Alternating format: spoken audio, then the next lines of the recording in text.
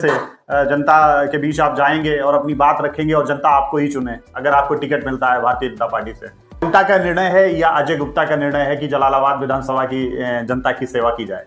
राजनीति मेरा शौक नहीं है। मैं एक सफल व्यापारी के रूप में मैंने अपने आप को स्थापित किया। समाज सेवा के रूप में मैंने विद्यालय बनाए, मैंने हॉस्पिटल बनाया। मुझे इस मिट्टी में जो सुगंध आती है वो मुझे पूरे प्रदेश में किसी भी विधानसभा में जितने गया मुझे सुगंध नहीं आई। इसलिए इस वक्त हमारे साथ मौजूद हैं जलालाबाद विधानसभा से लड़े अजय गुप्ता जी। तो सबसे पहले तो स्वागत है आपका हमारे। धन्यवाद भाई साहब। न्यूज़ चैनल के सभी व्यूअर्स को बहुत बहुत शुभकामनाएं, बधाई। और आप हमारे पास आए इसके लिए आपको बहुत बहुत धन्यवाद। सबसे पहले तो आप ये बताइए कि आप जलालाबाद विधानसभा से जनता के बीच में हैं, तो क्या आपको वहाँ की समस्याएं मिल रही हैं क्या देखने को, और क्यों आपने चाहा कि आप जलालाबाद जाएं और जलालाबाद की जनता की सेवा करें? जी, मैं भारतीय जनता पार्टी का सक्रिय कार्यकर्ता के रूप में आज पार्टी के तमाम कार्यकर्ताओं के बीच मैं पहुंच रहा हूं। मैं चूँकि मूल निवासी कलान का हूं। कलान जलालाबाद विधानसभा कटरी का इलाका है, मैं वहाँ से बिलोंग करता हूं।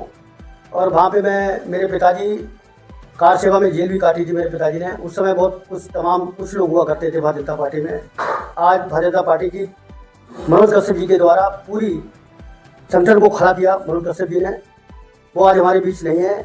आज आप जो भारतीय जनता पार्टी के जो कार्यकर्ता, जो पदाधिकारी, जो बूथ लेवल है, हमारा पन्ना प्रमुख लेवल है, उसमें जो कार्यकर्ता आप देख रहे हैं ये मनोज कश्यप जी की देन है। दूसरा ये कि मैं जलालाबाद में कलान का निवासी हूँ। मैं अगर चाहता तो किसी भी विधानसभा से चुनाव लड़ सकता था। मैं वैश्य समाज से आता हूँ। मेरी कर्मभूमि, मेरी जन्मभूमि जलालाबाद विधानसभा है।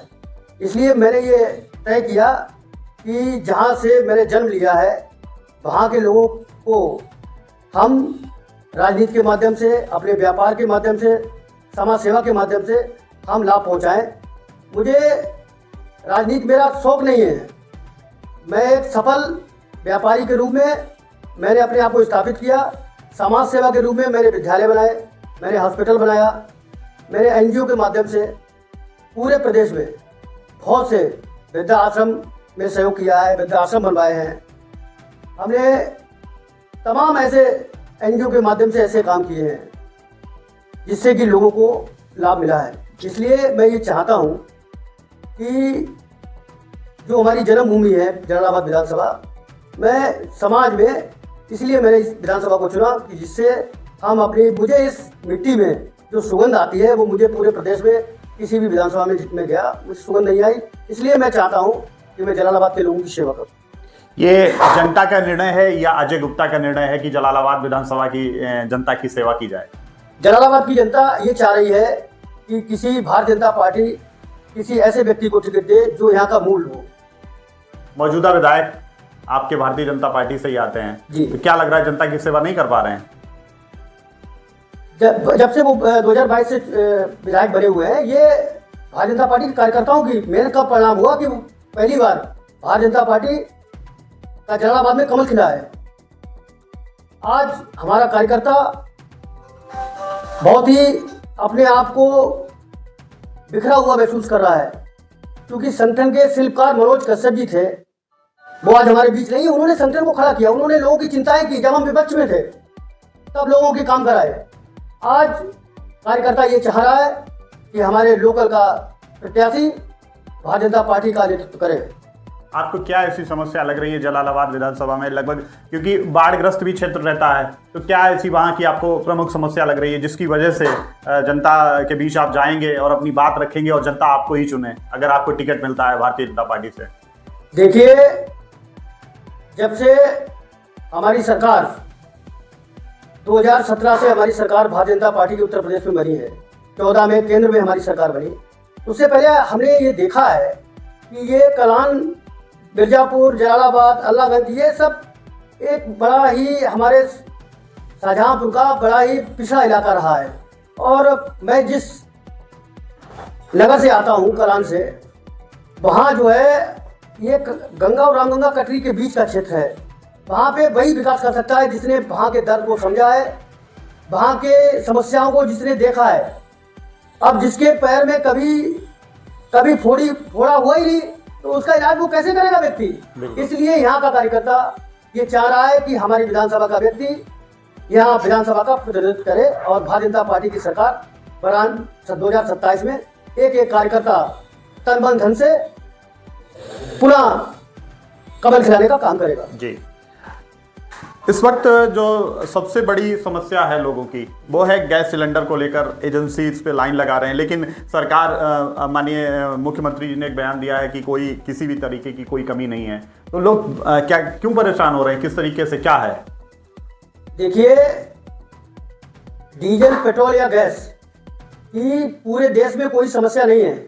हमारे मोदी जी भी बोल चुके हैं, हमारे योगी जी मुख्यमंत्री जी बोल चुके हैं, हमारे जिले के नेता माननीय सुरेश कुमार खन्ना जी भी बोल चुके हैं। है क्या कि विपक्षी लोगों का ये पोपरगंडा है कि लोगों को गुमराह किया जाए, जिससे कि जिस व्यक्ति को 1 सिलेंडर की आवश्यकता है वो 2 या 3 सिलेंडर लेके घर में रखे, जिससे क्राइसिस हो जाए, जिससे उन्हें मुद्दा मिल जाए। तो इसमें विपक्ष का क्या रोल है? विपक्ष ने किस तरीके से भ्रमित किया? विपक्ष तो उन्हें मुद्दा चाहिए। आप बताइए, ऐसा कोई घर बताइए शाहजहांपुर जिले का या उत्तर प्रदेश का जिस घर में गैस सिलेंडर से खाना नहीं बना हो, आप बताइए।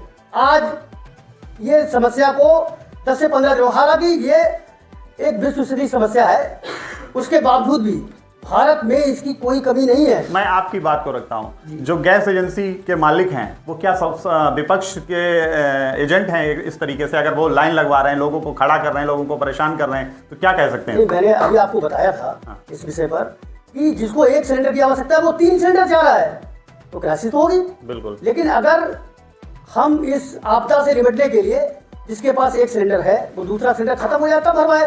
हमारी अपील है हमारी विधानसभा के लोगों से, 132 विधानसभा जलालाबाद के एक एक व्यक्ति से अपील है कि इस संकट में ये प्रयास करें कि जिसके घर में सिलेंडर है वो आवेदन ऑनलाइन ना करे। जब सिलेंडर खत्म हो जाए, दूसरा सिलेंडर भरा हुआ घर में जो रखा रहता है उसको लगा ले, फिर ऑनलाइन करे। तो ये समस्या, मुझे लगता है कि ये समस्या सामने खड़ी नहीं होगी, ना ही लाइन लगानी पड़ेगी।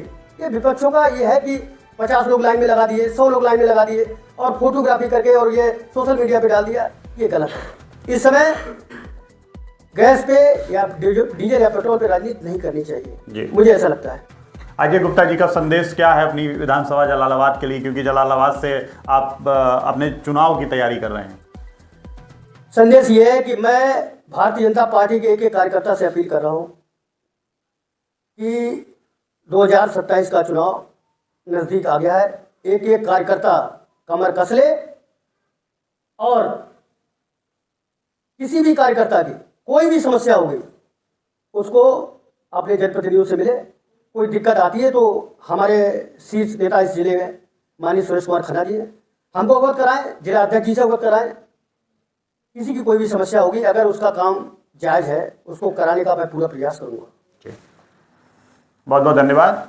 तो ये थे हमारे साथ अजय गुप्ता जी, समाज सेवी, और जलालाबाद विधानसभा से लगातार सुगबुगाहट चल रही है कि अजय गुप्ता जी जो हैं वो विधानसभा से तैयारी कर रहे हैं और 2027 के चुनाव में पूरी दमखम के साथ अगर पार्टी ने चुनाव लड़ाया तो आएंगे।